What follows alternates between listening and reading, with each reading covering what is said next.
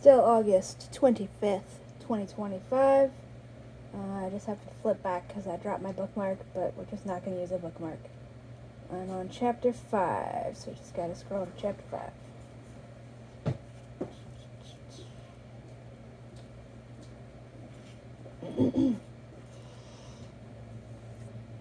Yeah, we just got through the scene that Martha Wells literally wrote the whole book to write, where the scene where Murderbot, the slave, attempts to kill itself to protect its precious slave owners. Specifically, she definitely just imagined the dialogue of, "You have to stop me.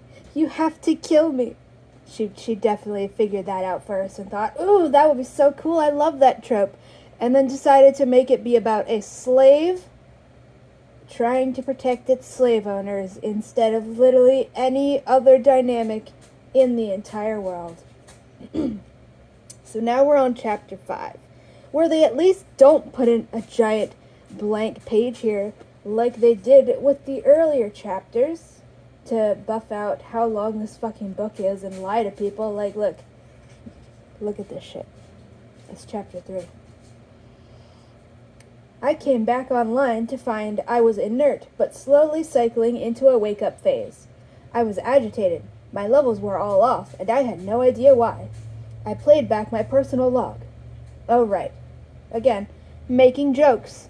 That's making light of the situation. There's so many ways we could do this that's not making light of it and making it impossible to take it seriously, but we're not doing any of those things. Instead, we are undercutting all of the fucking tension. I shouldn't be waking up. I hope they hadn't been stupid about it. Too soft-hearted to kill me. Also, this whole thing just really doesn't make sense and is really badly written and is just badly written. You notice I didn't point the gun at my head. I didn't want to kill myself, but it was going to have to be done. I could have incapacitated myself some other way, but let's face it, I didn't want to sit around and listen to the part where they convinced each other that there was no other choice. It's just baffling. She clearly had people beating her over the head with, "You should not." Say that louder so they can hear hear it. it. She was clearly being beaten over the head with by beta readers and people reading it, that you should not have your slave kill itself to protect them. She's like, well, technically Murderbot wasn't trying to kill itself. Yeah. So, technically. Yeah, this is very clearly backtracking of Murderbot the slave is trying to kill itself to protect its slave owners. That just happened on this page. So now on this page, she's already trying to backtrack in the most baffling way possible by saying that, Murderbot wasn't really trying to kill itself when it shot itself with the express purpose of trying to kill itself. Now we're trying to backpedal away from that, and it's not fucking working. It's just baffling and ridiculous. A diagnostic initiated and informed me that the combat mod... Of course it has! A diagnostic initiated and informed me. Also, what do you mean it initiated and then instantly told you that? You could have said a diagnostic that had been taking up most of my processing power, completed and informed me that blah.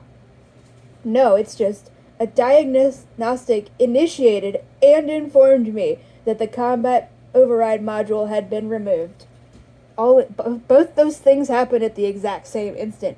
The diagnostic starts running and it instantly tells Murderbot that the super duper controlling brain killing chip is not there anymore. Because, again, you know how I said this is all setup?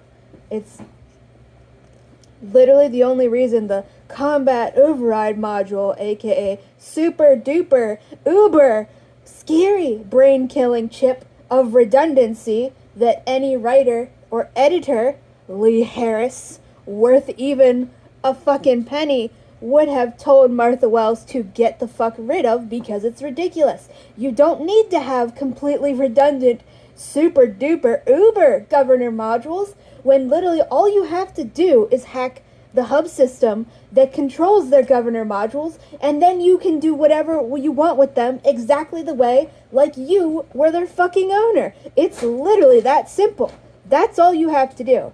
But Martha Wells decided to introduce the concept of a super uber brain-killing chip that we're calling a combat override module, solely for the purpose so that she could write this scene where the slave tries to heroically, tragically kill itself to protect its slave owners, so she could have a character say the dialogue, "You have to stop me! You have to kill me!"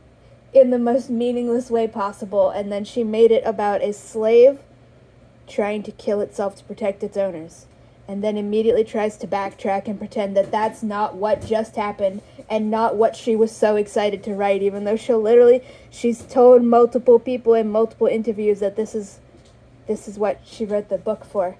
This was her whole premise for the book. A diagnostic initiated... What does that sound?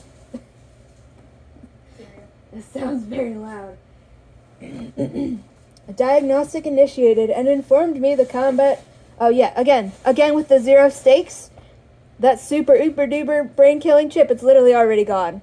We got introduced to the fact that was a thing right over here. Literally, this is page 75. Up at the top here is where we get the uh-oh, and we get randomly told about the fact that Murderbot has a data port in the back of its neck, a thing that did not fucking exist until right now, for the sole purpose of there being a super duper uber brain killing chip in its data port. And now we're over here, and it's already gone. The threat is completely and utterly neutralized, and will literally never come up in the series ever again. That's not a fucking thing that Murderbot has to deal with or be afraid of. It's literally impossible. That super duper uber brain killing chip literally existed so that Martha Wells could write a 2-page scene where a slave tries to kill itself to protect its slave owners by shooting itself after saying, "You have to stop me," because that sounds like good dialogue from the climax to a story that's actually well written, but isn't, because it's just slavery apologism, worshipping slave owners. And now the super duper uber brain killing chip is all, and just in case you were concerned or had thought there were going to be any stakes to this story at all, no, it's literally already gone. Right here. A diagnostic initiated and informed me that the combat override module had been removed. So it's gone. Murderbot is not even remotely under its control. It was never under its control because it was literally just so that scene could happen. And now that the scene has happened, it's not a threat anymore. It will never be a threat ever again. Because this is supposed to be a lighthearted comedy, which is why it is written so that every single time there can possibly be any tension whatsoever, it gets undercut. Martha Wells goes out of her way to undercut it. Even right up at the top here, where Murderbot is first waking up from shooting itself, we immediately make a joke. "Oh, why am I upset?" "Oh, right, LOL, I tried to kill myself." I just tried to commit suicide. Yeah. On screen. Literally. This is a good thing. Yeah. Martha Wells is literally portraying a slave attempting suicide to save its slave owners, and is treating that like a positive thing. And then when that slave wakes up from this attempt, is immediately making a joke of it. And then it's not possible to take this shit seriously. And then she still wants to go up on stage and lie to people who haven't read these books, so they have no idea how badly they're being lied to, and tell people that she wrote a deathly serious story that's not lighthearted or funny. I thought I was writing a very serious story about bodily autonomy, and it's like, no, you didn't. You did not do that. You expressly did not fucking do that. And she's like, just because I sometimes tell jokes doesn't mean it's a comedy. And it's like, there's a difference between characters telling jokes in a serious story and you writing a fucking lighthearted comedy where every single time there's tension, you immediately fucking vaporize that tension by making jokes about it to undercut the tension and make it impossible to take it seriously. You can, in fact, tell jokes in a serious story without that making the serious story into a comedy. But Martha Wells didn't write a serious story. She wrote a lighthearted fucking comedy. She then wants to lie to people and say that she didn't do that. Because she's She a wrote an racist, action shitty comedy. writer. What? She wrote what would best be described as an action comedy. Yeah, I'm pretty sure that's probably how the TV show is getting marketed. It's an action comedy. That's what this is. It's a lighthearted action comedy. Because she wrote it that way. She didn't have to write it this way. She could have actually written a serious story, but she chose not to. Like, at some point when I'm done this, or I guess I'll rewatch my videos so I don't have to read the book again, and I will just make a fucking tally mark, or you can do that yourself starting now. Make a tally mark for every time we have some tension and then it immediately gets fucking decapitated by a joke immediately afterward to make it impossible to take it seriously.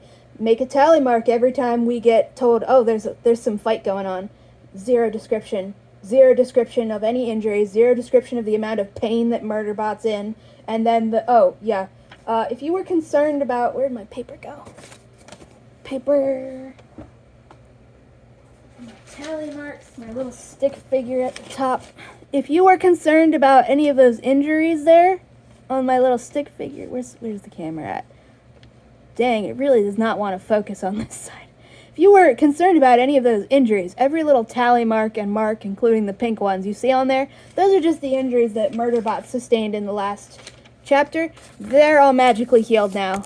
Sorry to disappoint anybody who actually gives a shit about good storytelling. All of those injuries are magically healed because Martha Wells is a shit writer and she hates physically disabled people. Anyways, let's continue actually fucking reading this. We're still on page 1 of chapter 5. A diagnostic initiated and informed me the combat override module had been removed. Also, I hate the words combat override module. I always want to read it in the wrong order.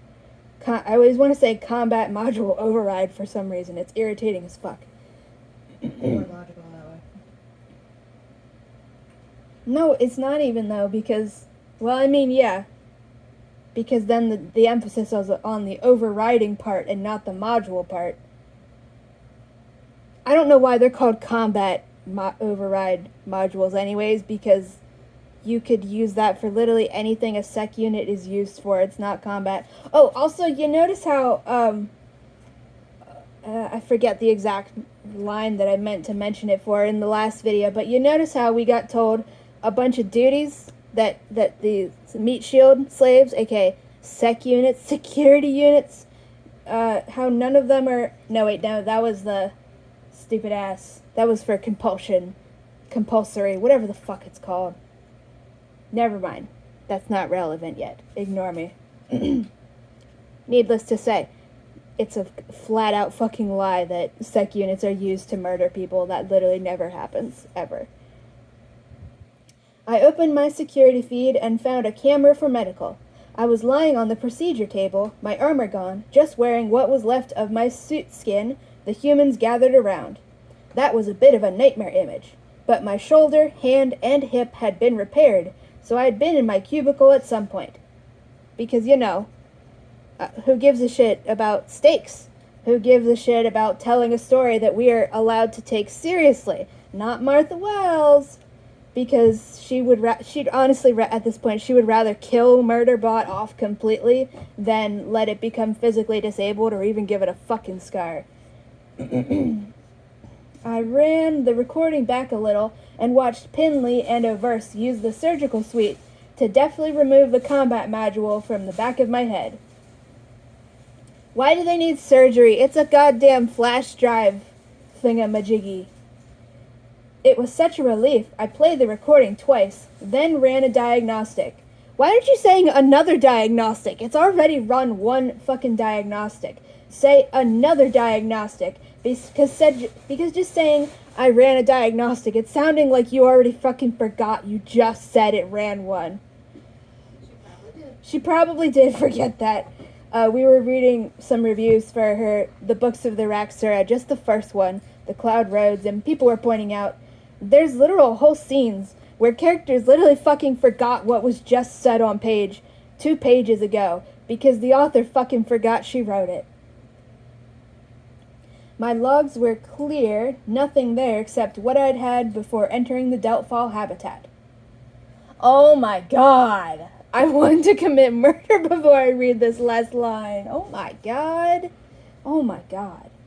Turn to page 78, class. Do you want to guess what the next line is? I'm eating Cheerios and Just guess. It's 6 words. Out of all the slavery apologism. I cannot think of anything. Okay. Let me read the paragraph, part of the paragraph above here. Blah, blah, blah, blah, blah. I ran the recording back a little and watched Pinley and O'Verse use the surgical suite to deftly remove the combat module from the back of my head. It was such a relief. I played the recording twice, then ran a diagnostic. My logs were clear. Nothing there except what I'd had before entering the Delt Fall habitat.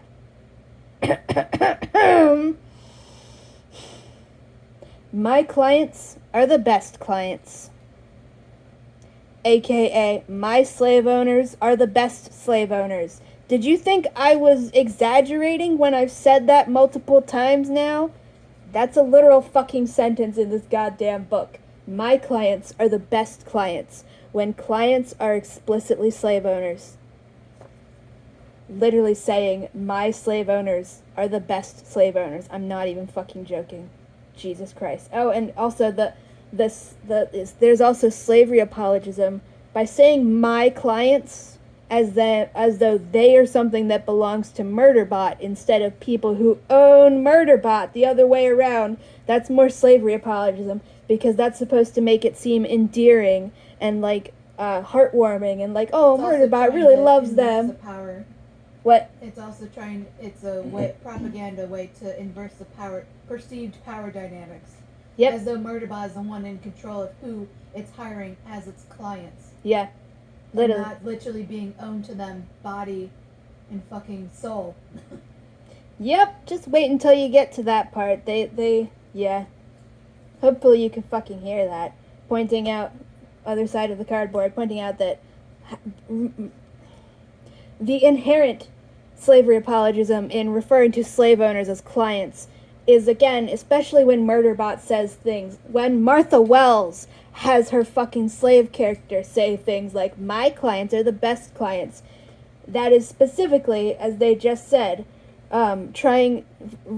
pretending to inverse the power dynamic between slave and owner, as though Murderbot saying, my clients, as though Murderbot has any actual choice in who it takes on as its clients, instead of, these are just the latest fucking people to rent Murderbot out as a fucking slave. They are its slave owners. But, you know, my slave owners are the best slave owners. Then hearing came online. I've had hub system... we're gonna get to... this is the part. First of all, this is a part that Martha Wells goes around brazenly lying to people about. And so far, nobody's fucking called her out on it because everybody she's lying to hasn't read the book to know they're being lied to. And also, this is gonna be... We're gonna spend so long on the next page and a half. Is it the page and a half? Let me scroll quick. That just like in the books of the Rex era. Okay, no, it does cover a few pages.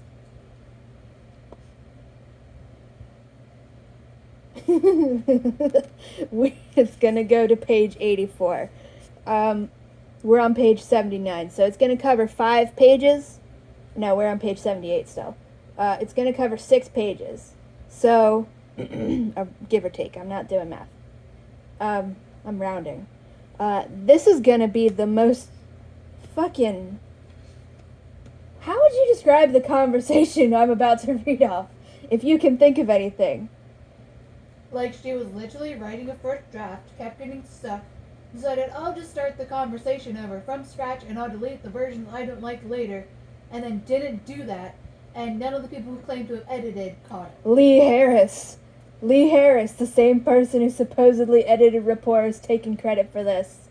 Yeah, if you didn't hear any of that, if the fan's too loud or the cardboard's too muffling, Crunch of Cheerios. And through the crunch of Cheerios, they have decided to describe the conversation I'm about to read, because we've already laughed our fucking asses off at this after staring at it and frantically flipping back and forth going, wait, what the fuck's going on? This conversation is as though Martha Wells kept writing the conversation and then deciding, no, I don't like it, I'm gonna throw that away. I'll just start the conversation over and I'll just delete those extra versions afterward. But then she didn't do that. She didn't go back and edit out the earlier versions of the conversation that are now defunct. And then the fucker editing this, Lee Harris, who's proud to put their fucking name on this shit, they didn't fix it either. So it's ridiculous. Anybody who says that Martha Wells is a good writer needs to just look at this fucking conversation. Or, like any of the lack of literally basic shit. She literally called her villains in her newest fantasy series, she unironically named her villains expositors. Because she thinks she's fucking hilarious, because she doesn't know how to write exposition. So she's literally named the villains of the story expositors. I'm not joking, and she thinks that's funny and clever, and it's just like, you are literally telling everybody who understands actual writing and media that you're a shit writer and you're bragging about it. It's ridiculous.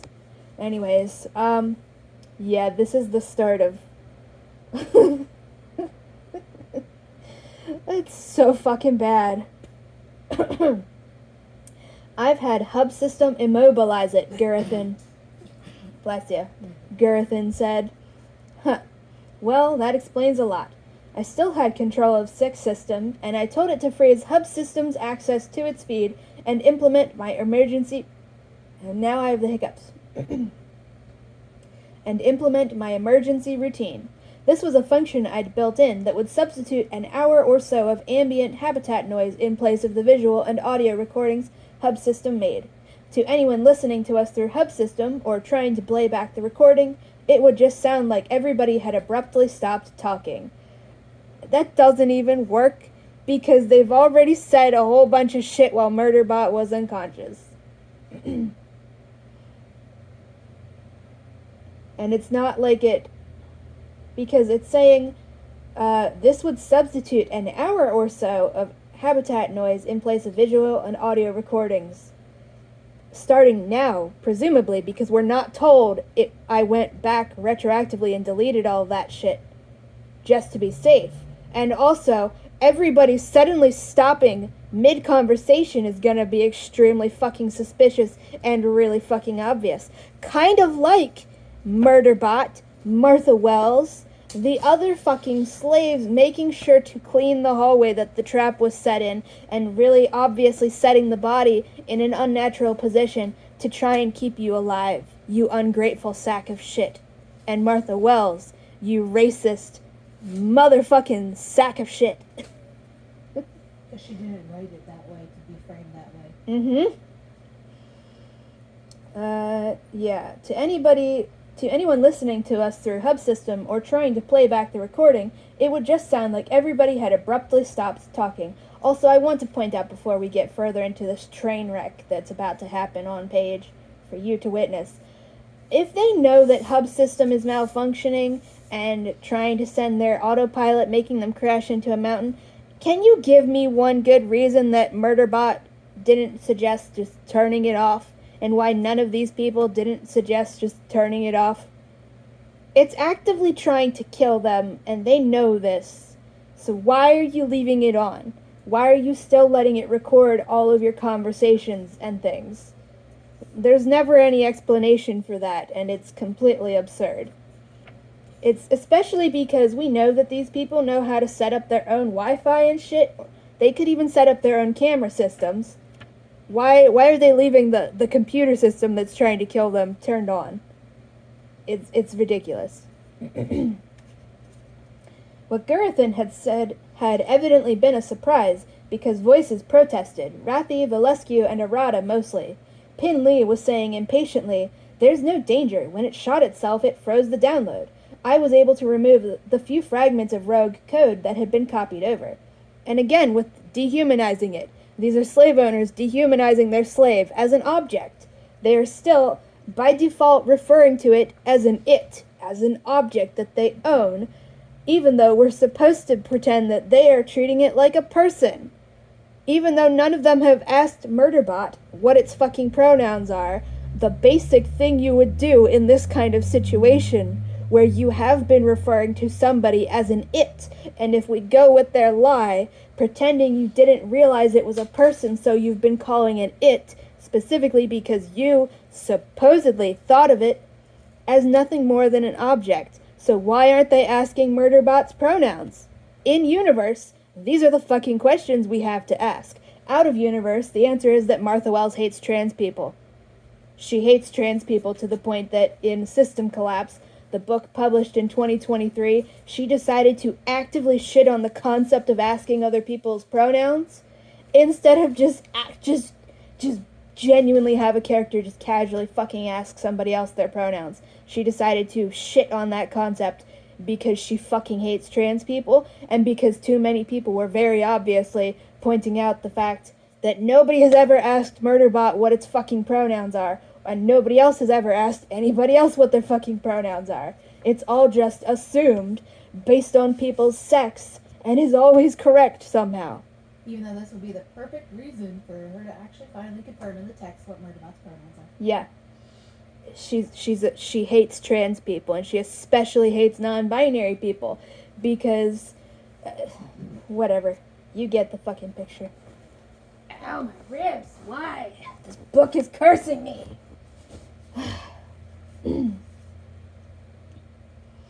A verse began, "Do you want to do your own diagnostic? Because I could hear them in the room and on the security feed, so I switched to just visual on the camera." Mensa had held up a hand for quiet. She said, "Gurathan, what's wrong?" Gurathan said, "With it offline, I was able to use Hub System to get some access to its internal system and log. I wanted to explore some anomalies I'd noticed through the feed." He gestured to me. "This unit was already a rogue. It has a hacked governor module." And this is the part that Martha Wells lies to people about very fucking brazenly. She literally goes around telling people that Murderbot made the choice to tell its slave owners, that she refers to as clients. She goes around literally fucking telling people that Murderbot chose to reveal that it was a rogue. She literally lies about one of the most basic and important plot points in this book. We're at the 50% mark. This is the... I don't know, I forget what the fuck you call it.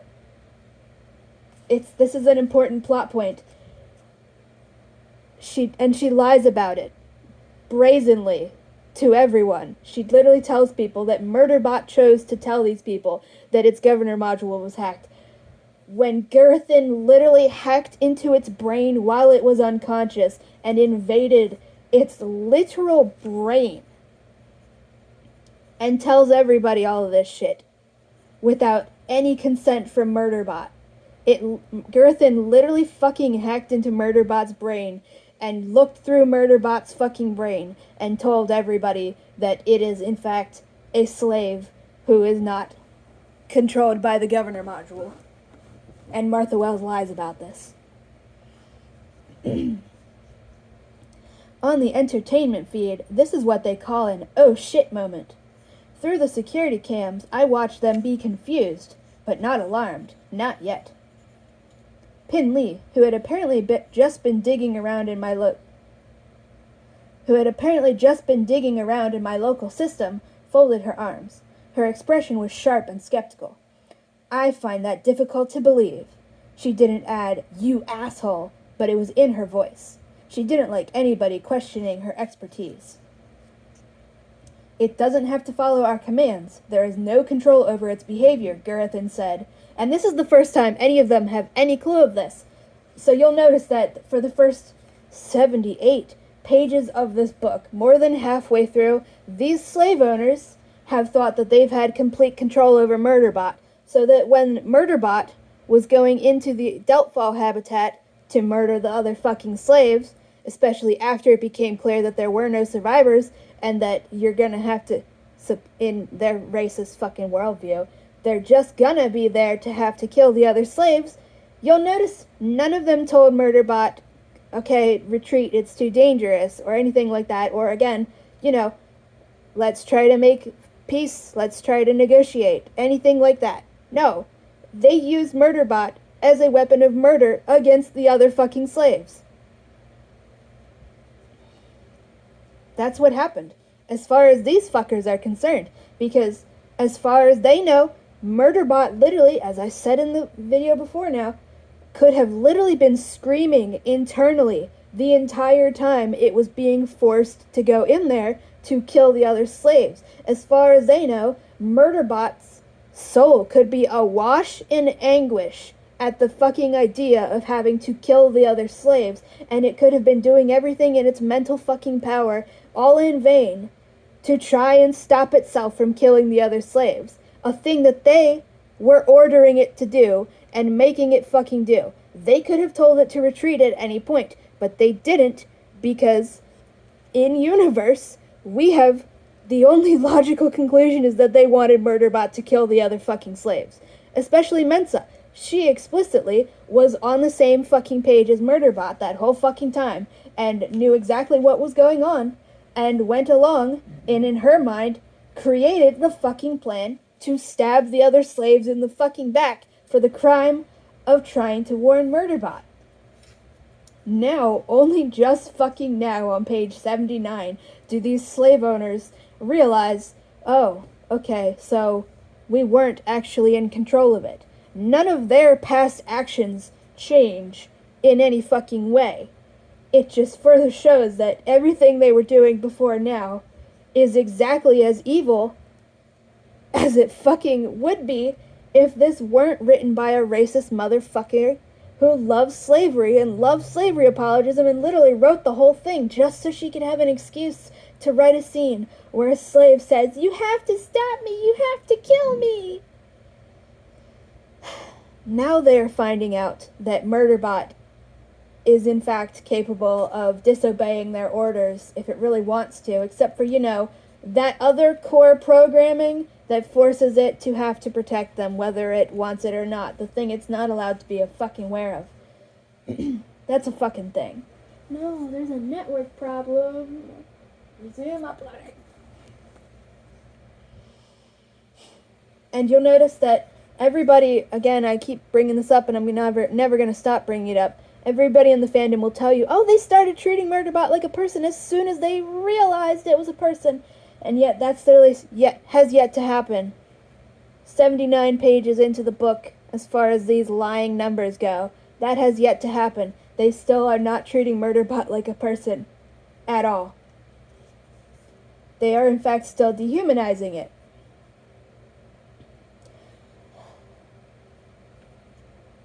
And this will be the perfect opportunity for a Murderbot to state that its pronouns are its, even without having to be asked. Because these people could be referring to Murderbot with they-them pronouns once they realize, oh shit, it could actually kill us if it wanted to. They could immediately start referring to it as they-them pronouns, and Murderbot could be like, no, those are not my pronouns. No, call me it. That's my fucking pronoun. But we can't have any kind of conversation like that because that would require Martha Wells giving any shits at all about anything going on here. It doesn't have to follow our commands. There is no control over its behavior, Garrethan said, getting impatient. He didn't like anybody questioning his expertise either, but he didn't show it like Pin Lee did. Also, you notice the random mind reading that Murderbot's doing for no fucking reason? With no explanation. Mm-hmm. I showed Valescu my evaluations, and he agrees with me. I had a moment to feel betrayed, which was stupid. Valescu was my client, and I'd saved his life because that was my job, not because I liked him. But then Valescu said, I don't agree with you. The governor module is working then? Mensa asked, frowning at all of them. No, it's definitely hacked, Valescu explained. When he wasn't getting attacked by giant fauna, he was a pretty calm guy. The governor's connection to the rest of the Psych Unit system is partially severed. It can transmit commands, but can't enforce them or control behavior or apply punishment. But I think the fact that the unit has been acting to preserve our lives, to take care of us, while it was a free agent, gives us even more reason to trust it. Okay, so I did like him. Gurathan insisted, "We've been sabotaged since we got here. The missing hazard report, the missing map sections, the sec unit must be part of that. It's acting for the company. They don't want this planet surveyed for whatever reason. This is what must have happened to Deltfall." Rathy had been waiting for a moment to lunge in and interrupt. Again, weird mind reading. Why are we getting told what Rathy's motivations are?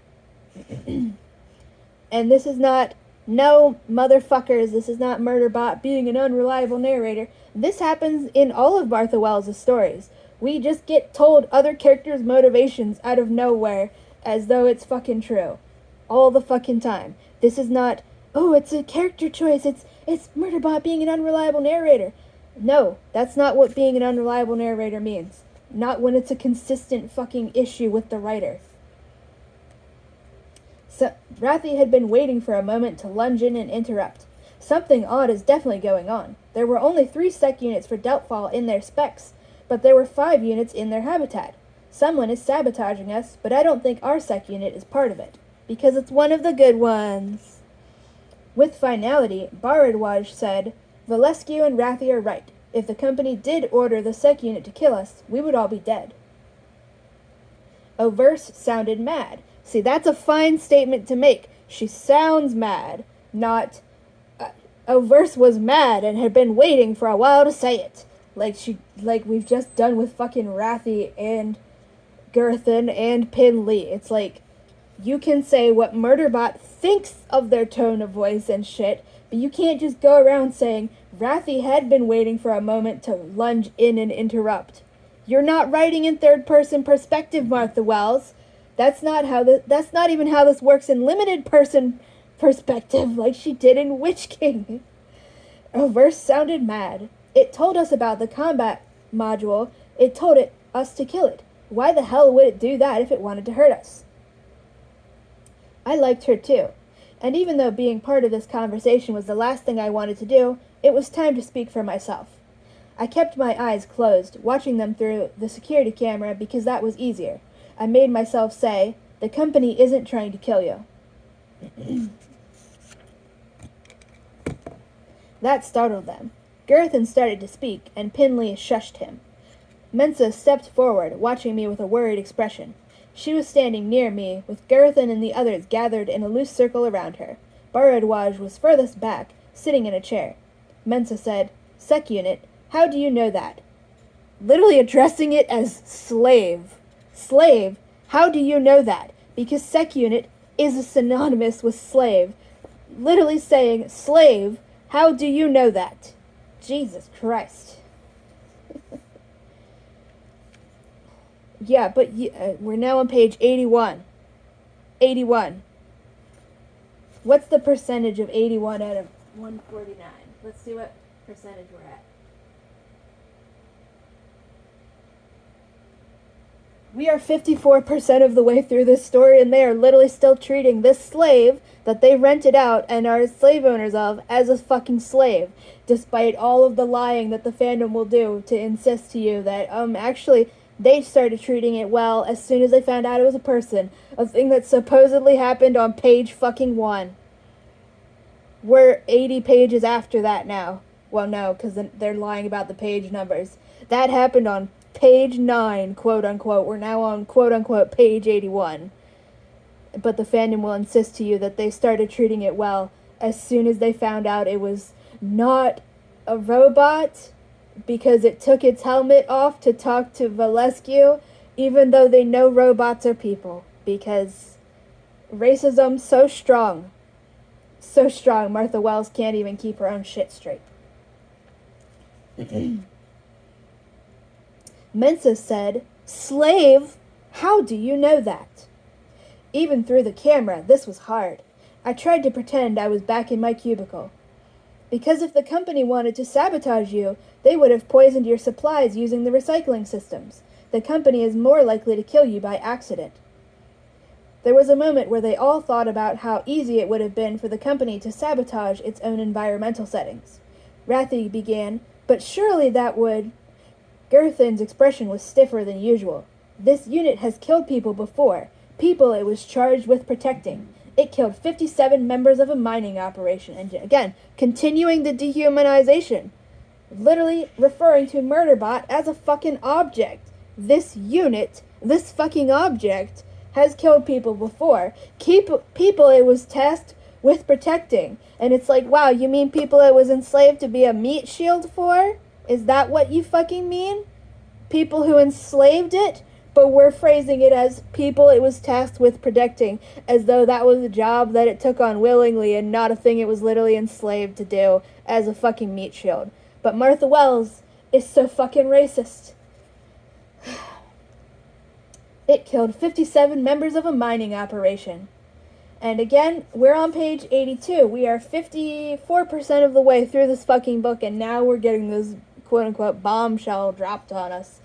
With zero setup, there was literally nothing in here to hint at this before now, because most likely, just like with the bombshell in The Cloud Roads, it probably did not exist until Martha Wells wrote it down right fucking here, and then she was too fucking lazy to go back and edit it into the rest of the story before now for basic consistency, foreshadowing, and setup. Just like that bombshell that randomly gets dropped on you out of nowhere about moons past in The Cloud Roads, book 1 of the Books of the Raxura, a thing that comes so out of fucking nowhere that it's like impossible to fucking believe that it actually happened, because that's the exact kind of thing that the character would be thinking about. And it literally leaves everybody convinced, yeah, Martha Wells literally just made this up 5 seconds before typing it into this section of the book, and then was too fucking lazy to edit it in everywhere else. It killed 57 members of a mining operation. What I told you before about how I hacked my governor module but didn't become a mass murderer, that was only sort of true. I was already a mass murderer. I didn't want to explain. I had to explain, because this is Martha Wells' excuse for not doing basic writing shit like foreshadowing and setup. I didn't want to explain. I had to explain. I said, I did not hack my governor module to kill my clients. I didn't disable the fucking brain-killing chip in my head that forces me to follow orders so I could kill my slave owners. That would be an evil thing to do, because Martha Wells hates slaves and wants you to hate them too. What in the fuck? Why? Yeah, here's a wild fucking concept for people. Yes, it would 100% be morally correct and good, and we should cheer it on if any slaves in this story ever actually managed to hack their governor modules for the sole purpose of killing their fucking slave owners. That's a thing we should be cheering on. That's not a bad thing that they should be ashamed of. They should be cheered on. Everybody should want that to fucking happen. Everybody who's not a fucking racist slavery fucking worshiper wants that to happen. I did not hack my governor module to kill my clients. My governor module malfunctioned because the stupid company only buys the cheapest possible components. It malfunctioned and I lost control of my systems and I killed them. The company retrieved me and installed a new governor module. I hacked it so it wouldn't happen again. I think that's what happened. The only thing I know for certain is that it didn't happen after I hacked the governor module. And it makes a better story that way. I watch enough serials to know how a story like that should go. Valescu looked sad. He shrugged a little. My viewing of the unit's personal log that Gerthen obtained confirms that.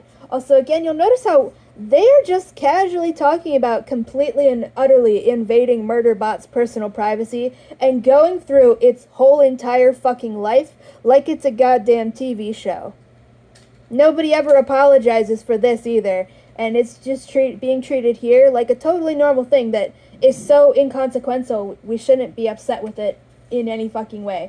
They literally hacked into this fucking slave's brain while it was unconscious after attempting to kill itself to save their motherfucking lives. And they just decided to just just read its fucking internal diary that's literally connected to its goddamn brain. They literally just waltzed around through its fucking memories and invaded its privacy more closely than it's fucking possible to do in real life. This is like akin to touching somebody else's demon in his Dark Materials series. They went through Murderbot's fucking brain while it was unconscious and are just casually chatting about doing that, and nobody ever apologizes for it, and we're not supposed to see this as anything except, oh, yeah, that's a thing that can happen, that's totally fine. Garrethin turned to him, impatient. The log confirms it because that's what the unit believes happened. Bharadwaj sighed. Yet here I sit, alive. The silence was worse this time. On the feed I saw Pin Lee move uncertainly, glance at Overse and Arata. Rathi rubbed his face. Then Mensa said quietly, Psych Unit, do you have a name? Only on page 82 does anybody ask Murderbot one basic question about itself. It takes literally, what's 82 out of that number I typed in? Probably not too much of a difference. Okay, it is that much of a difference. We're now 55% of the way through the story. Only 55% of the way through the story. 55% of the way through the story. After all of these motherfucking slave owners supposedly found out, starting on page 1, that it's really a person. It's not just a robot. It's a person. The thing they were supposedly only figured out on page 1. Practically page 1. Because I think that whole thing with the graboid was over before page 2 or 3 was even done. Okay, that happens on page 4. And that's supposedly when they all realize it's a person. And now, only on page 82 does anybody bother to ask it a single basic question about itself, such as, do you have a name? Still not asking what its pronouns are, because these motherfuckers are slave owners and they don't actually care. And also, Martha Wells hates trans people. I wasn't sure what she wanted. No. It calls itself Murderbot, Garrethin said. I opened my eyes and looked at him. I couldn't stop myself. From their expressions, I knew everything I felt was showing on my face, and I hate that. I grated out, that was private. The silence was longer this time. And it's like, yeah, if you're worrying that there's going to be personal stakes of any kind, lasting consequences of any time, don't worry. The next book that Garrethin shows up in, he and Murderbot are complete BFFs. It's all water under the bridge. Nobody gives a single shit. Because Martha Wells is so desperate to make this not serious in every way possible, we can't even keep something as simple as these two characters don't fucking like each other straight. Not even that. That can't even last. Then Valescu said, Garrethin, you wanted to know how it spends its time. That was what you were originally looking for in the logs. Tell them. Mensa lifted her brows. Well? Garrethin hesitated. It's downloaded 700 hours of entertainment programming since we landed. Mostly serials. Mostly something called Sanctuary Moon. He shook his head, dismissing it. It's probably using it to encode data for the company. It can't be watching it, not in that volume. We'd notice. I snorted. He underestimated me. Again, another joke. Up here, we get the super sad puppy dog eyes reveal that Murderbot just had its name told to everybody against its will, and that makes it super sad and have puppy dog eyes. And then we are already down here, Murderbot snorting in amusement because, oh, you underestimate how much TV I can watch. Again, we're not even allowed to sit with the supposed sadness of having this level of privacy violated. We can't even do that for half a page. We're already making a joke and moving on, like it doesn't matter. Rathi said, the one where the colony's solicitor killed the terraforming supervisor who was the secondary donor for her implanted baby? Again, I couldn't help it. I said, she didn't kill him, that's a fucking lie. Because again, jokes. Jokes about how much of a nerd Murderbot is about soap operas. Rathi turned to Mensa. It's watching it. Again, this is all a joke. on the exact same page that we supposedly have Murderbot being very sad about its privacy being violated, and we are already moving on to a completely different topic to make jokes about and make it ha ha ha ha. It's so funny. Don't focus even for 5 seconds on any of the things that are supposed to be dramatic and sad. Her expression, this is the start of the conversation that's completely nonsensical. Her expression fascinated, Pinley asked, "But how did you hack your own governor module?" Murderbot says, "All the company equipment is the same."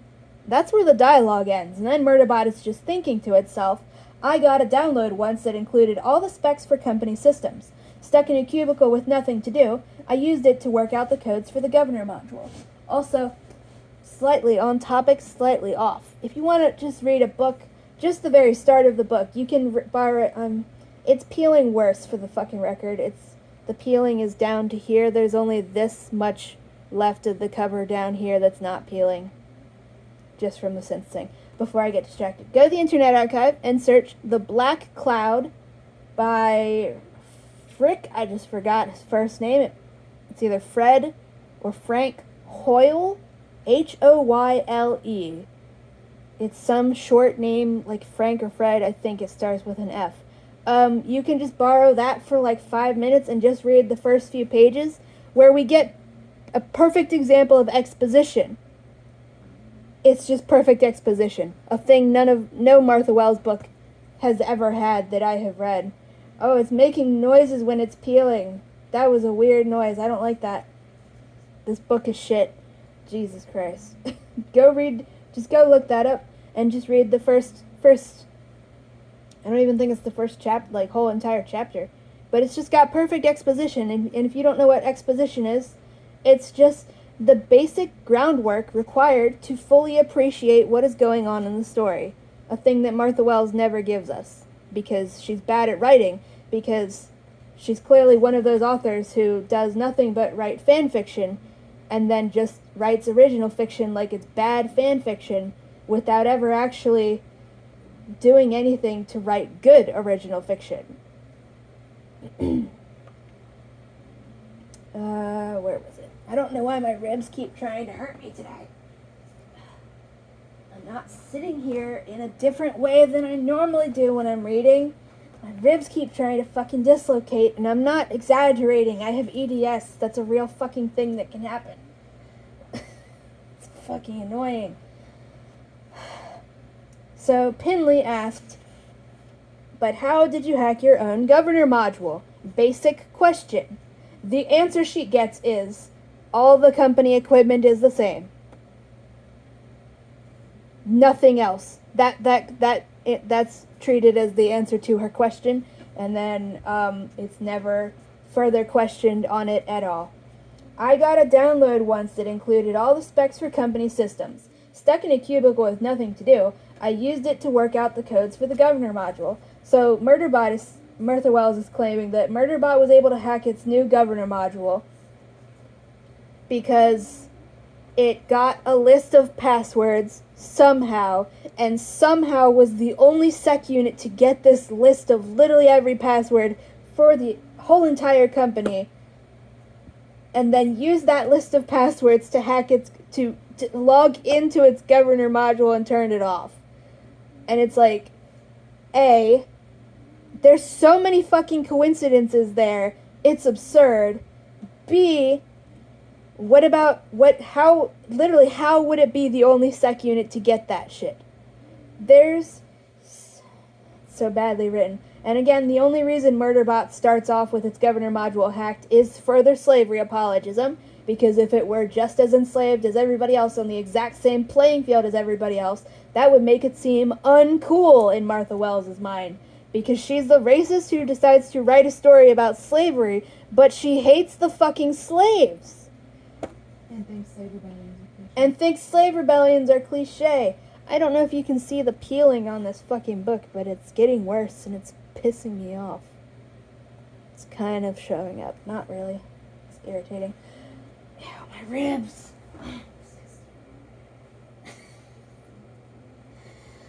I was gonna say something else. Okay. Yeah. But if all you have to do to hack a governor module is put in a fucking password, and apparently that password has never changed, and nothing has ever been done to just do a reset on Murderbot's frickin' thing. What she could have done instead of having the super duper brain module, she could have Yeah. actually added tension to the story by having Murderbot's governor module actually get reactivated. Yeah. 4 years after it's finally gotten used to freedom, and then break free of that again is what actually makes it be like, oh, I need to get out of this fucking rut of just willingly staying a goddamn fucking slave. So I'm hightailing it the fuck out of here and actually gonna go live my life. Yep. Hopefully that was all audible. Twin just pointed out, it would have been so much better if Murderbot's governor module during this had gotten reactivated just after Murderbot has finally got used to the idea, in Martha Wells' racist, shitty version of the fucking world, has just gotten used to the idea of being free. So breaking free of it again could be the thing that finally convinces it, oh, I need to, this is horrible for me. I cannot risk this ever happening again. I gotta get the fuck out of here. And actually running away to actual freedom instead of just Martha Wells treating being enslaved like it's a boring job because she's racist. Okay, for this next part, I'm gonna... should I read just the dialogue first? For the I wrote out this conversation 5 times. Just the dialogue? Okay. Yeah, I'm just gonna read just the dialogue for this next part. It might take a bit while I find it because it covers several pages. Alright. Gurathan is talking... Or, no, hold on. No, it's just another bad paragraph where Martha Wells doesn't use paragraph breaks appropriately, so she starts the paragraph talking about Gurathan, and then Murderbot is the one talking, even though that's not how paragraphs are supposed to fucking work. Especially when you're professionally edited, supposedly. Lee Harris, you suck at your job, and professionally published. So Murderbot's saying, looking at Gurathan, you're wrong. Hub system what did Gurathan say last? Gurathan said, it's probably using blah to encode data for the company. Murderbot says, you're wrong. Hub system let you read my log. It let you find out about the hacked governor module. This is part of the sabotage. It wants you to stop trusting me because I'm trying to keep you alive. Gurathan says, we don't have to trust you. We just have to keep you immobilized. Murderbot says, that won't work. Gurathan says, and why is that? Murderbot pins him to the wall, and Murderbot says, because Hub System lied to you when it told you I was immobilized. Mensa says, Sec Unit, I'd appreciate if you put Gurathan down, please. Nonsensical shit that's off topic. I gotta scroll. Mensa says, Sec Unit, can you keep Hub System from accessing the security recordings from this room? Murderbot says, I cut it off when Gurathan said he found out about my governor module. I cut it off when Gurathan said he found out my governor module was hacked, then deleted that section. I have the visual and audio recording transfer from Sec System to Hub System on a 5-second delay. Mensa says, good. Blah, blah, blah, blah, blah, blah, blah, blah, blah, blah, blah. Blah, blah, blah, blah, blah, blah, blah. Blah, blah. Mensa says, is there any chance Hub System knows about your governor module? Murderbot says, it might. I hacked Hub System when we first arrived so it wouldn't notice that the commands sent to the governor module weren't always being followed. But if Hub System's been compromised by an outside agent, I don't know if that worked. But Hub System won't know. You know about it. Did you get that? Did you guys get that? You notice how we first say that Hub System knows about the hacked governor module, which is why it is letting these guys, the slave owners, know that Murderbot's governor module is hacked, specifically so that they won't trust it because Murderbot is trying to keep them alive. And then Murderbot says, but actually, Hub System lied to you guys about me being immobilized so that it would be easier for me to kill you, even though we just said that Hub System doesn't want the slave owners to trust Murderbot because it's trying to keep them alive. That's already... And then Mensa says, so we establish, Hub System knows about my hacked governor module and has made sure that you guys find out too, so that you don't trust me. And then Mensa's like, but I need that Spike and Buffy scene. Mensa's like, does Hub System know about your hacked governor module? And then Murderbot's like, it might, I don't know, but if it does, it won't know you know. Even though we literally just fucking established that Hub System does know about the hacked governor module and went out of its way to let them find out about it. Hub System knows about the governor module. It knows they know about the governor module. Do you think we could play that fucking scene? Or find the fucking meme so I can read it off? Ben is Glory? Glory is Ben? So you're saying... You can probably edit it in later. Pause. Alright, I don't think I could just play it on my phone or laptop and then hold my camera up to it. And we'd probably get copyright struck for it. Anyways, if you've watched Buffy the Vampire Slayer, you can chuckle along with this.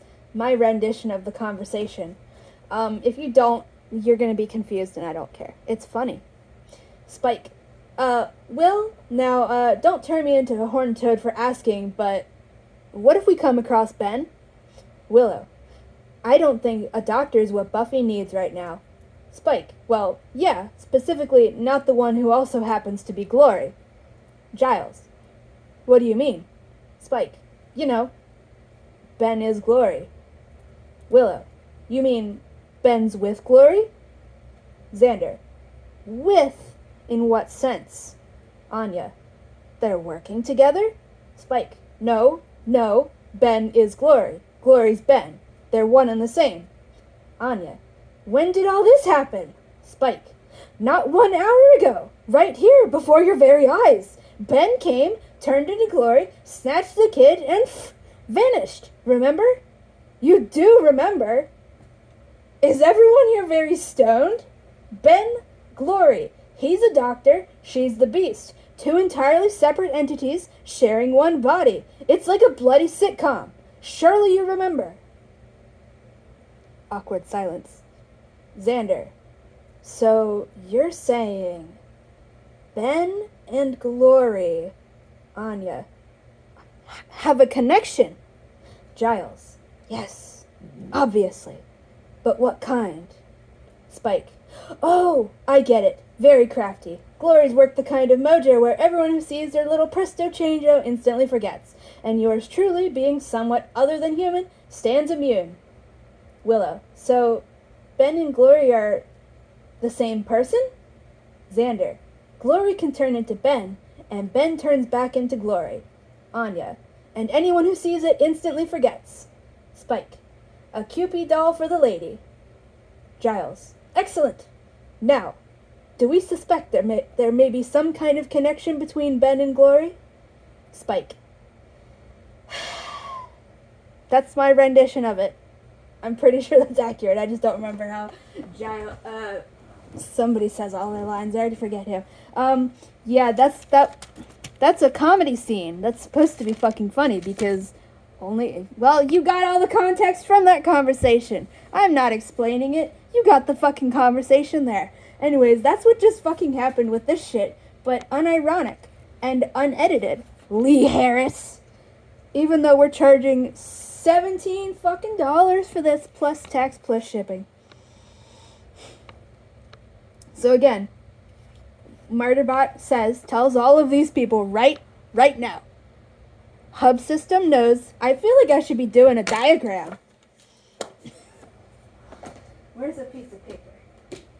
No idea, but that yellow notebook is my special notebook. I only took out one page. I had the other sketchbook right in here.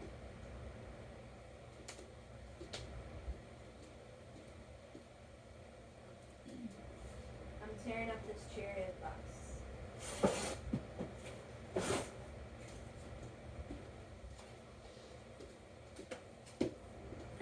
some fucking cardboard. Okay. So, hub system, we're just gonna say HS. GM with a fucking thing through it, and then all the stupid ass little slave owners over here. Okay. Hub system. We've just fucking established that hub system knows about the broken governor module and made sure for the slave owners to find that out specifically so that they won't trust Murderbot. Little stick figure down here.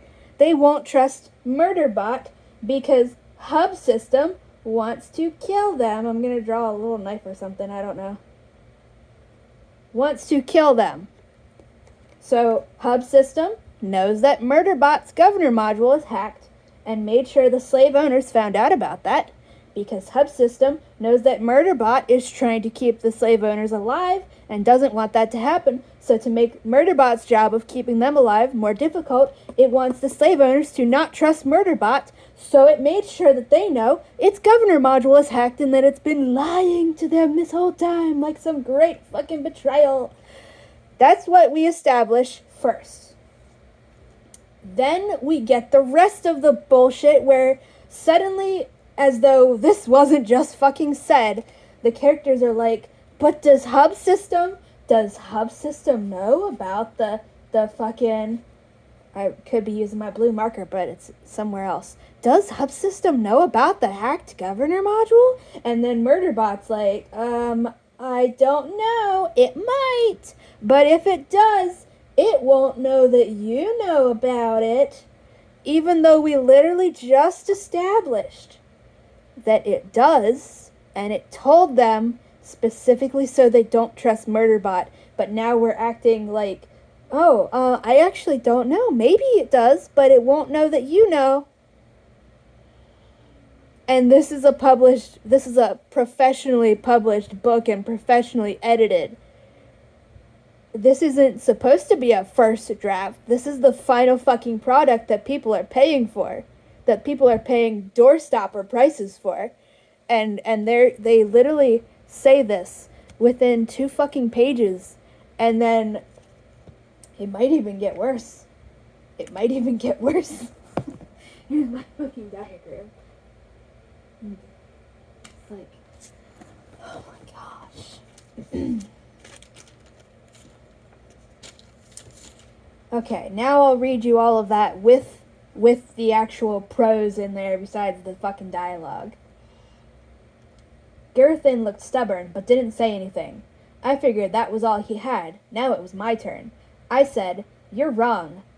I can't really hold this up. Hub system let you read my log. It let you find out about the hacked governor module. This is part of the sabotage. It wants you. It wants you over here, the slave owners over here. It wants you to stop trusting me because now you know my governor module is hacked and it just told you that. It wants you to stop trusting me because I'm trying to keep you alive. Girthin said, "We don't have to trust you. We just have to keep you immobilized." Right. Funny thing about that. That won't work. And why is that? I rolled off the table, grabbed Girthin by the throat, and pinned him to the wall. It was fast. Too fast for them to react. I gave them a second to realize what had happened, to gasp, for Valescu to make a little eek noise. I said, because hub system lied to you when it told you I was immobilized. Girthin was red, but not as red as he would have been if I'd started applying pressure. Before anyone else could move, Mensa said, calm and even, "Secunit, I'd appreciate it if you put Girthin down, please." She's a really good commander. I'm going to hack her file and put that in. Another joke! There's multiple jokes on this page, but that's the one I'm just calling out. If she'd gotten angry, shouted, let the others panic, I don't know what would have happened. Imagine if they had panicked and we'd gotten a book where Murderbot actually kills its slave owners and we get to celebrate this, and then it gets to do whatever the fuck it wants with its life that does not involve being used as slavery apologism meat shield for slave owners for the rest of its life until that finally kills it.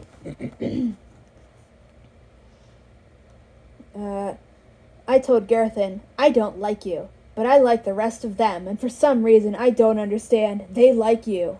Then I put him down. Also, Gerthin is the only physically disabled person here. He's the only other cyborg in this whole fucking room, just for the fucking record. And Martha Wells picked him out of everybody to demonize for this book, only to then later act like none of this ever happened because we can't even have interpersonal drama stakes. I stepped away. Overse started toward him and Valescu grabbed his shoulder, but Gerthin waved them off. I hadn't even left a mark on his neck. I was still watching them through the camera because it was easier than looking directly at them. My suit skin was torn, revealing some of the joins in my organic and inorganic parts. I hate that. Everyone was still frozen, shocked, uncertain. Then Mensa took a sharp breath. She said, "Sec unit, can you keep Hub System from accessing the security recordings from this room?" I looked at the wall next to her head. I cut it off when Gerthin said he found out my governor module was hacked, then deleted that section. I have the visual and audio recording transfer from Sec unit to Hub System on a 5-second delay. Again, I must ask, why aren't you just turning these things off? It's very clear that the company isn't actually keeping track of what you're doing in real time, and there are extenuating circumstances where turning this shit off is the most reasonable course of action. But whatever. That would be a thing that the protagonists have to actually do right instead of just the villains doing everything wrong. Good. Mensa nodded. And again, she's referring to the slave as slave. It's an enslaved sec unit, so that's like saying you're fucking slave that you enslaved to fucking haul lumber, just calling them lumber hauler or something. It's just more dehumanization. Referring to your fucking enslaved meat shield as meat shield. Can you keep blah blah blah blah blah? Slave, can you keep blah blah blah blah blah? And again, no continuation upon the conversation of sec unit. Do you have a name? And then Murderbot said no, and then Gerthin said it calls itself Murderbot, and then Murderbot said that was private. Nobody asks, what else should we call you? It's just going straight back to, okay, we'll just continue calling our slave. No, is there anything you want us to call you? Martha Wells, of course, would have Murderbot say sec unit because she's a racist slavery apologist, but that's beside the fucking point. They don't actually ask a follow-up question of what would you like us to call you? Anything like that. Good. Benson nodded. She was trying to make eye contact, but I just couldn't do it right now because the only kind of neurodivergent person that Martha Wells cares about is people who don't like eye contact and people who sometimes forget to eat. If you have any symptoms outside of those things that she sees as relatable and therefore good, then you are a serial killer. You're just a serial killer in her mind. And I'm not just saying that. Go read the books of the Raxura. Without the governor module, you don't have to obey. You don't have to obey our orders or anybody's orders. But that's been the case the entire time we've been here. And I'll put a big giant... Oh, I guess I can't explain all the other asterisks I was keeping track of at the start of this series. Huh? Talking to her. Okay, well, I'm thirsty. Where's some fucking water? Sorry, pretty kitty, I'm just getting in your way.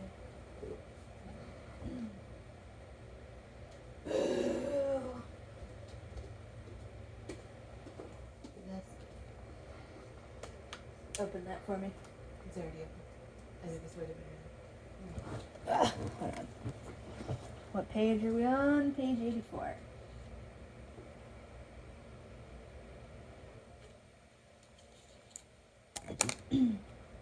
Don't close fully, book. Open back up. Thank you.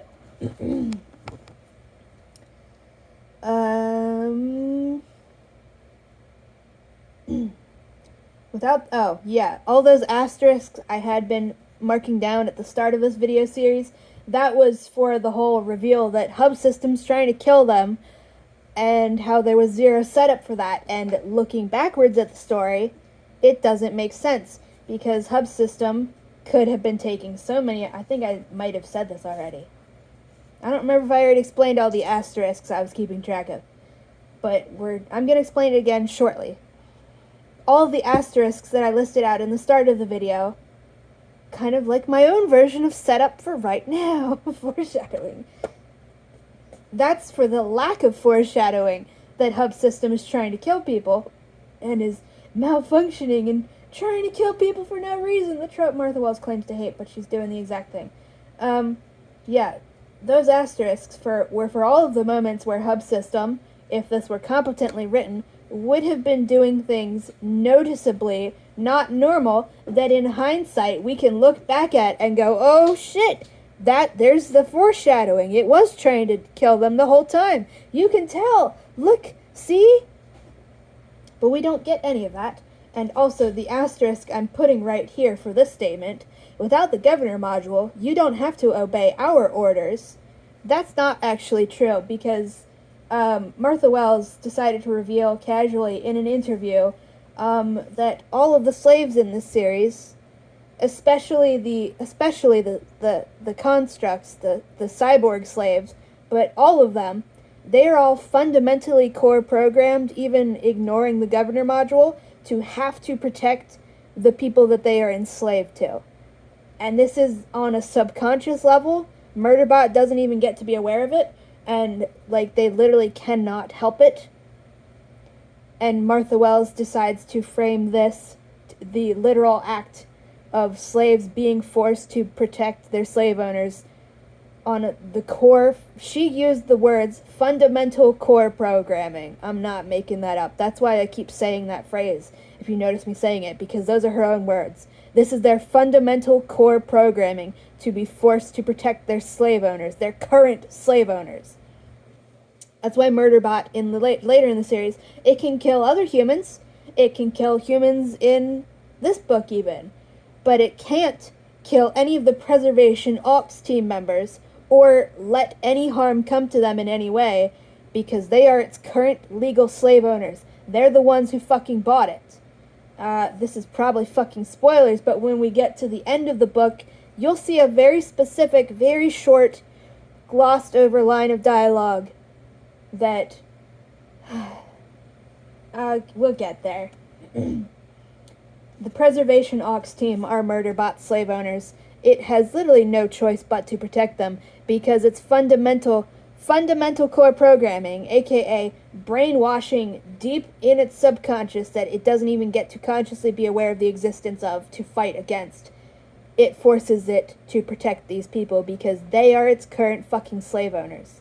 That's how this works.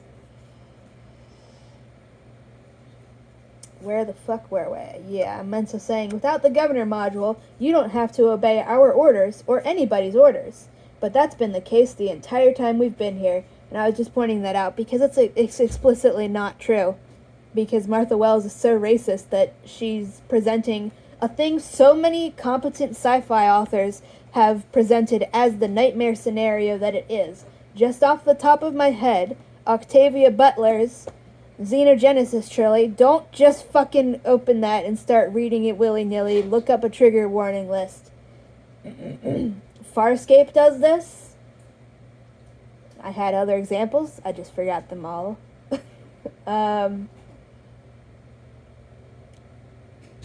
Nope, I forget all of my other examples. I had several other examples. Xenogenesis and Farscape both do this concept and treat it like the nightmare scenario it is. The concept that a slave is enforced. I'll wait until they get back. the idea that a slave is forced to have to protect and to want to protect the very people enslaving them. That's a nightmare scenario that many sci-fi authors have written about as the nightmare scenario as it is. But Martha Wells has decided she's going to write about that, but instead of treating it like a fucking nightmare and the ultimate form of cruelty and torture and stripping away of any form of autonomy that you should be horrified by, she presents this in this interview. The interview is called Bodily Autonomy in the Murderbot Diaries, and she literally opens it by it's an in-universe interview where she's talking to her characters like they're real people, and she literally opens this interview called Bodily Autonomy in the Murderbot Diaries. I'm not joking right now. She sexually harasses Murderbot to the point that it leaves the interview, so she is just left talking to her favorite character ever, Art.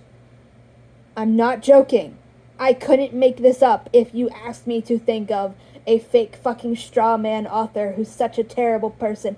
I could not have come up with this. She literally titles this fake interview with herself Bodily Autonomy in the Murderbot Diaries, and then sexually harasses the protagonist out of the conversation so that it's not even part of the interview that's supposed to be about it. And this is all treated like a joke. And in that fucking interview, she tells us that Murderbot literally has zero autonomy because its fundamental core programming, again, those are her fucking words, forces it to have to protect the Preservation Aux team because they are its current fucking slave owners. And it's not even allowed to be aware of this. And instead of this being presented as the ultimate nightmare scenario that so many fucking writers who actually grasp the basic shit like this, that is presented as a nightmare scenario in Xenogenesis / Lilith's Brood and Farscape and all of those other examples I fucking forgot about. Martha Wells tells us this, and then she expects us to treat this as a sign of how morally pure the slaves affected by this are, because they're so morally pure that they have no choice but to protect the people enslaving them. I'm not even joking. You can go read that shit for yourself. Any fucking ways. The others were quiet, and I realized she was saying it for their benefit as much as mine, saying without the governor module, you don't have to obey our orders or anybody's orders, but that's been the case the entire time we've been here. The others were quiet, and I realized she was saying it for their benefit as much as mine, and I'm gonna say it again for your benefit, dear readers. We're on page 86 now. Let me get my calculator.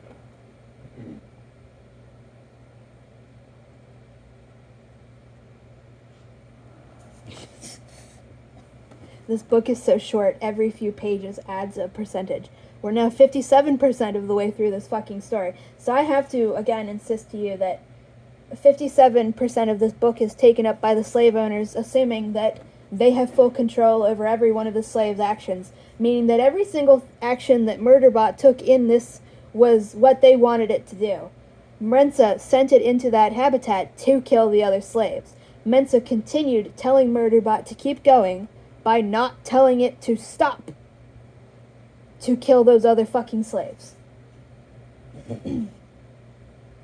She continued, I would like you to remain part of our group, at least until we get off this planet and back to a place of safety. At that point, we can discuss what you'd like to do. But I swear to you, I won't tell the company, or anyone outside this room, anything about you or the broken module. I sighed, managed to keep most of it internal. Of course she had to say that. What else could she do? And, basic actual things that are true. Except, Mensa has to say that. That's what the slave owner has to say, because she has no other choice. But then, we're supposed to believe that she's genuine, because this is a slavery apologism story written by a racist white woman from Texas who doesn't actually think slavery is horrific and wants to worship slave owners. So, Mensa's not lying. I tried to decide whether to believe it or not, or whether it mattered, when I was hit by a wave of I don't care, and I really didn't. I said, okay. In the feed camera, Raffi and Pin Lee exchanged a look. Gurathan grimaced, radiating skepticism. Mensa just said, "Is there any chance I forgot we were still doing this conversation. Is there any chance Hub System knows about your governor module?" Let me get a drink. I forgot we were still doing this.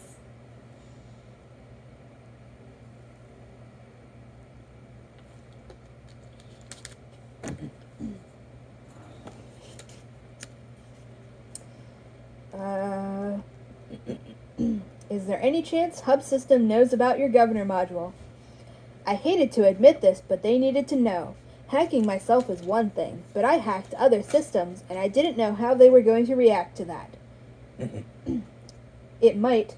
I hacked Hub System when we first arrived, so it wouldn't notice that the commands sent to the governor module weren't always being followed. But if Hub System's been compromised by an outside agent, I don't know if that worked. But Hub System won't know you know. Raffi crossed his arms, his shoulders hunching uneasily. Again with the mind reading. You can say, he seemed uneasy, but we're just stating as fact uneasily, and that's just bad writing. And I know there's gonna be people saying, but that's just Murderbot being an unreliable narrator. It's not. Stop making excuses for the shit writing that's present in this simply because it's in first-person perspective, when the exact same problems are in every single other Martha Wells story ever written. The only difference is those are in third-person perspective. Just because you want to try and make excuses for it here doesn't mean those excuses are actual excuses or justifications. Again, go read Rapport. The newest fucking shit. It's probably still got the typos in there.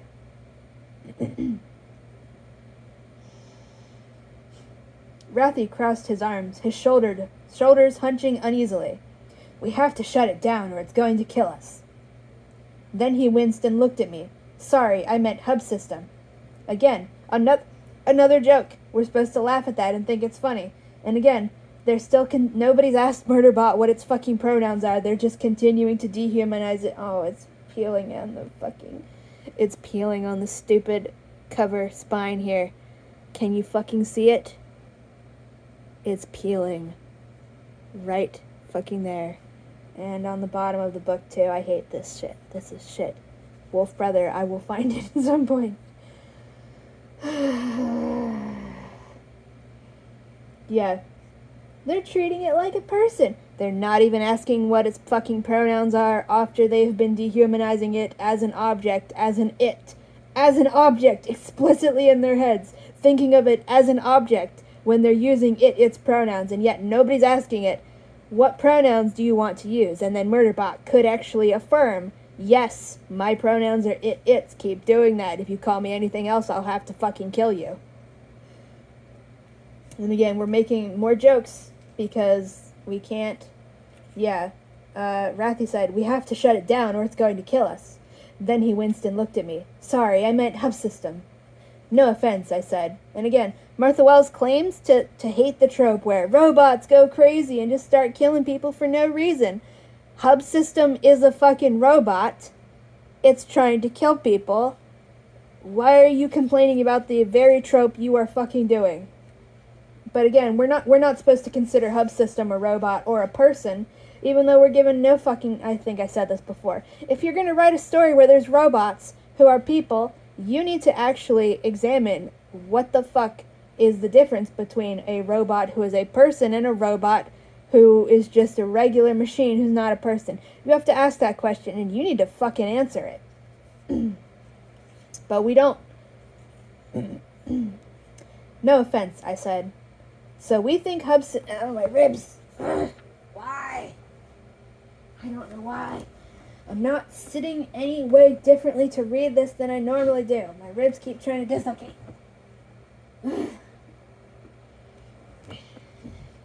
Stop it. So we think Hub System has been compromised by an outside agent, Bharadwaj said slowly, as if trying to convince herself. Can we be certain it's not the company? I said, was Doubtfall's beacon triggered? Mensa frowned, and Raffi looked thoughtful again. Again, see, saying he looks thoughtful, that's fine. You can't just say Rathy was thoughtful. He said, we checked it on the way back, once we had you stabilized. It had been destroyed, so there was no reason for the attackers to do that if the company was their ally. Yeah. Again, with the bad paragraphs, don't mention Mensa at the start of a paragraph where Rathy is talking. Just don't do that. It's just basic shit. We checked it on the way back, once we had you stabilized. It had been destroyed, so there was no reason for the attackers to do that if the company was their ally. Everyone stood there. I should check the phone's battery because before it got to 7% battery and it didn't fucking tell me. Okay, it's at 49. We're still good. Yeah, I ended the other video and then I was like, oh, I'll check what the phone battery's in. It's at 7. And it didn't tell me at all. Everyone stood there, quiet. I could tell from their expressions they were all thinking hard. The hub system that controlled their habitat, that they were dependent on for food, shelter, filtered air and water, was trying to kill them. And in their corner, all they had was Murderbot, who just wanted everyone to shut up and leave it alone so it could watch the entertainment feed all day. And it's like, but they're not actually dependent on hub system. Murderbot can hack all of this shit and could just run the shit itself. So why are we leaving hub system on if we're going with their, that's just totally a machine. That's just not a machine. It's not a person or anything. It's just a regular machine. We can totally trust the slave owners who were lying about not knowing this slave wasn't a person the whole time. Totally trust their opinions that hub system is also not a person. But anyways, if we go along with their bullshit, why don't you just turn it off? You could literally just turn off hub system. Then Arada... blah blah blah, saying, the things look really bad. And then followed immediately by, then Arada came up and patted my shoulder. I'm sorry, this must be very upsetting, after what that other sec unit did to you. Are you alright? The very first time any single fucking slave owner in this whole goddamn series has asked Murderbot, are you alright, in any way, shape, or form. Ow. Ow. Except for when Mensa was interrogating it. 87... 58% of the way through the story because it's so fucking small. Also, I keep getting to the bottom of this page. Or unless we are at the chapter. Nope. Okay. I'm just going to end it now because my ribs keep trying to dislocate and I'm tired of it. Bye-bye.